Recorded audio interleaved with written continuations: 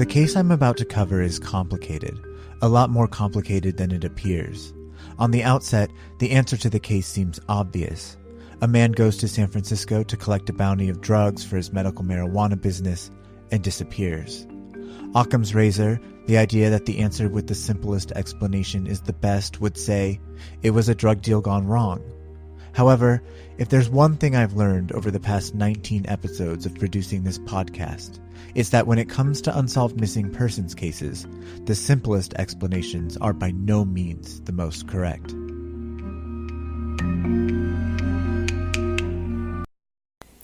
Hello, this is Cheryl Merrill, and this is a special podcast today regarding a missing person who I believe I saw and spoke with here in San Francisco a few years ago. Could have been as 2004, between 2014 and 2016, I guess the time period was.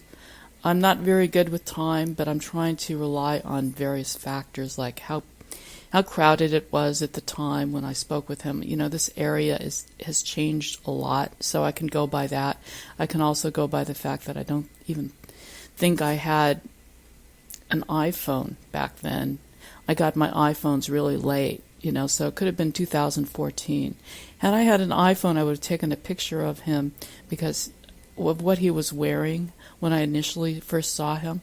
So anyway, this podcast is about a missing person by the name of Cameron Remmer. And I believe I spoke with him, and I'll tell you why.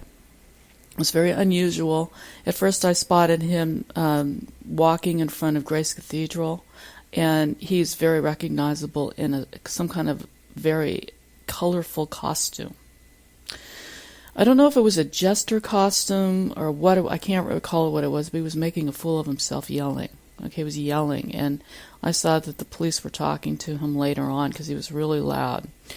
And so that caught my attention. Then later on, I was walking past the, I don't know if it was the same day, I think it was, but I was walking past the Huntington Hotel, and I don't know if I had actually gone into the Huntington Hotel to find him outside arguing loudly with one of the,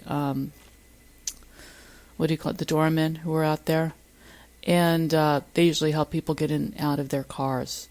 And so I don't remember if I was just walking on the sidewalk from my gym or if it was that I had visited the Huntington Hotel, but I think I probably was just walking from my gym at the Fairmont. And so I was struck by how attractive he was, blue-eyed, blonde hair. I was struck with that, and his behavior seemed so, it just didn't seem to match what he looked like. You know, it didn't make any sense to me why he was behaving like that, because he looked very handsome, you know, and I just don't ever see that happening. He was clean, but he was, you could tell that he was in some kind of under a lot of stress.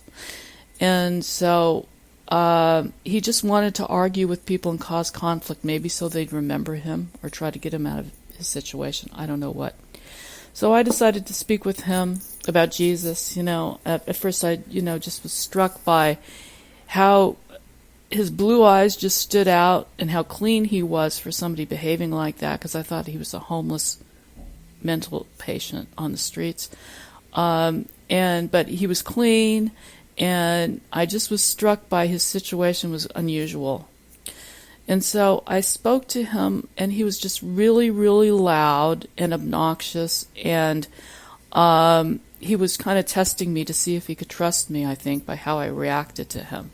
And then at one point, I was just trying to reason with him. He came up to my face to see if I was afraid of him. He came very close to my face, and I wasn't afraid of him. And he kept, yelling loudly and stuff. He used his voice to project a certain kind of hysteria about him. He was like hysteric. And so he wanted to argue with me about Jesus Christ, and argue, and he wasn't interested in talking anymore about it. But I later saw him, I I don't know how this happened, but he was sitting next to the Masonic, and he saw me, and he was asking me if I had a couple dollars or something. So he was begging. So anyway, I'm pretty sure that this is the same guy, because I saw that picture on Thin Air that really looked. It just piqued my interest.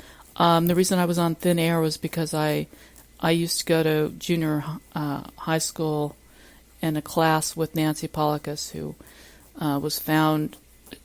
was featured on Thin Air, and so I happened to start watching the others, and I noticed this one, and that he was at the Fairmont in 2011, and that's in my neighborhood. I go there I used to go there for my gym all the time, and so I see a lot of people around here, and I just recall this one man sticking out a lot with a costume on. It wasn't Halloween or anything; it was just really sticking out, noticeable.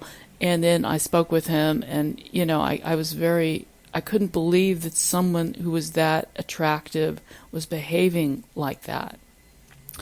And he seemed like he was civilized in his appearance, as far as his face and his eyes. He looked right into my eyes. He wasn't afraid of looking.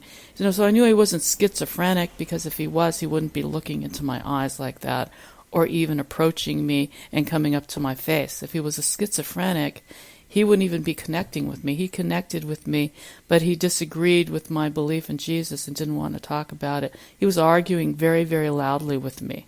So anyway, that's my experience with him. He was pretty far out there, he was argumentative, very, very loud and obnoxious.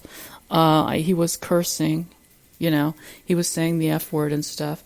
And, but I just, the police were in contact with him. I saw them talking to him, and I just didn't think he was going to last hanging around this neighborhood very long. That's what came to my mind, because he's just loud and obnoxious, and he's not going to last in this neighborhood hanging around very long, because people don't put up with that kind of stuff here for very long.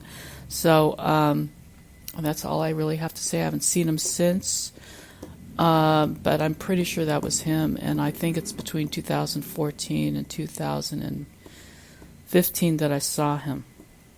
So anyway, I think that he's just homeless on the streets here, or living with someone. Maybe someone took him in because he's so attractive. That some person took him in and is taking care of him. But I think what my understanding from the story is that he probably got scared that the police, were called on him, and he left, and that's why he left his backpack behind. And he knew that the police got to it, and he wasn't going to come back down, because he was afraid he would be arrested. And that's all I really have to say. I don't think that he wants to be found. I think he's alive. He's too smart to be dead, and he's certainly not suicidal. But he's attractive enough to survive in San Francisco easily.